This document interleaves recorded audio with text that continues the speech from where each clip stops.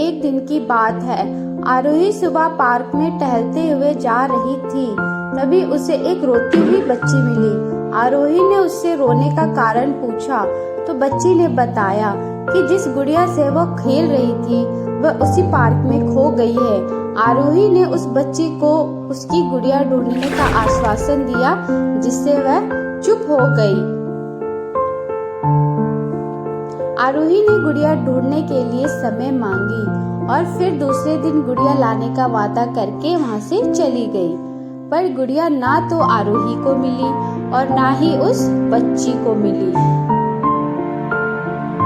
आरोही ने गुड़िया की तरफ से एक काल्पनिक पत्र उस बच्ची को लिखा।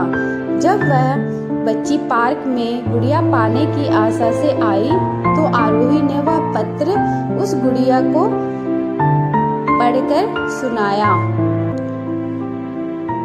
अब आरोही रोज उस खोई हुई गुड़िया की तरफ से काल्पनिक पत्र लिखने लगी और लगभग रोज ही उस बच्ची को पढ़कर सुनाती, जो कि यात्रा का काल्पनिक वर्णन हुआ करता था। आरोही ने इस काल्पनिक लेकिन रोचक वर्णन से उस बच्ची को रोने नहीं दिया। वह खुशी खुशी अपनी गुड़िया की घुमक्कड़ की कहानियां सुन के खुश रहने लगी।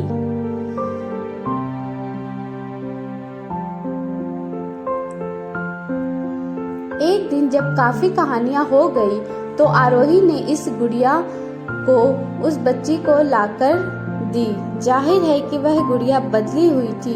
उसी बच्ची को अपनी खोई हुई पुरानी गुड़िया जैसे नई तो है आरोही की ओर देखने लगी। आरोही अनजान बनते हुए गुड़िया में चिपकी एक चिट को निकालकर पढ़ने लगी। उसमें लिखा था, यह मैं ही हूँ, तुम्हारी वाली गुड़िया जो पार्क में खो गई थी। दिन भर की लंबी यात्रा की वजह से मैं थोड़ी बदल गई हूँ।